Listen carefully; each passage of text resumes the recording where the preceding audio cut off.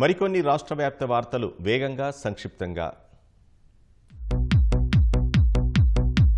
CID విభాగంలో 28 హోంగార్డుల పోస్టుల భర్తీకి సిఐడి నోటిఫికేషన్ జారీ చేసింది. కనీస వయసు 18 నుంచి 50 ఏళ్లు, విద్యార్హత ఇంటర్మీడియట్ ఉండాలని పేర్కొంది. మే 1 నుంచి 15వ తేదీ వరకు దరఖాస్తులు స్వీకరించనున్నట్లు తెలిపింది.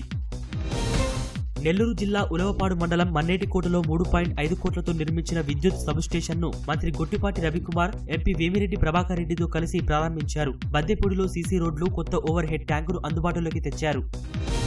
ఈ నెల 30వ తేదీన సింహాచలంలో చందనోత్సవం సందర్భంగా స్వామివారికి మంత్రి అనగాని సత్యప్రసాద్ పట్టు వస్త్రాలు సమర్పించనున్నారు. సీఎం చంద్రబాబుకు బదులుగా ప్రభుత్వం తరపున మంత్రి స్వామివారికి పట్టు వస్త్రాలు అందించనున్నారు.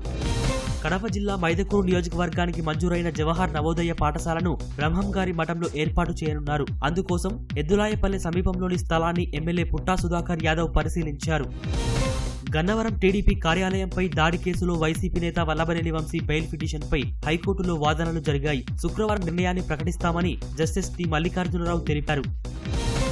సామాజిక మాధ్యమాల్లో అభ్యంతరకర పోస్టులు పెట్టిన కేసులో వైసీపీ నాయకులు పాలెటి కృష్ణవేణి పోలీసు కస్టడీకి అనుమతిస్తూ నరసరావుపేట మొదటి అదనపు జూనియర్ సివిల్ జడ్జి కోర్టు ఉత్తర్వులు జారీ చేసింది. పోలీసులు సోమవారం కస్టడీలోకి తీసుకుని విచారించారు. పల్నాడు జిల్లా ఎడ్లపాడులోని శ్రీ లక్ష్మీ బాలాజీ క్రషర్ యజమానిని బెదిరించి డబ్బులు వసూలు చేసిన కేసులో అరెస్టైన విడుదల గోపిని కస్టడీకి కోరుతూ విజయవాడ ఏసీబీ కోర్టులో సిఐడి అధికారులు పిటిషన్ వేశారు. బెయిల్ కోసం గోపి పిటిషన్ వేయగా కోర్టు మంగళవారానికి విచారణ వాయిదా వేసింది.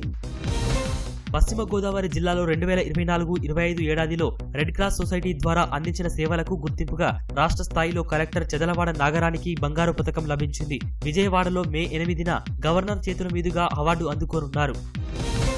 అనంతపురం జిల్లా సెట్టూరు మండలం యాటకల్లు సమీపంలో క్వారీ నీటి గుంతలో మునిగి 2 చిన్నారులు మృతి చెందారు. తమ కాలనీ వారితో కలిసి బట్టలు ఉతకడానికి క్వారీ గుంతలో ఉన్న నీటి వద్దకు వెళ్లారు. ఈత కొట్టడానికి వెళ్లి నీటిలో మునిగి మృతి చెందారు.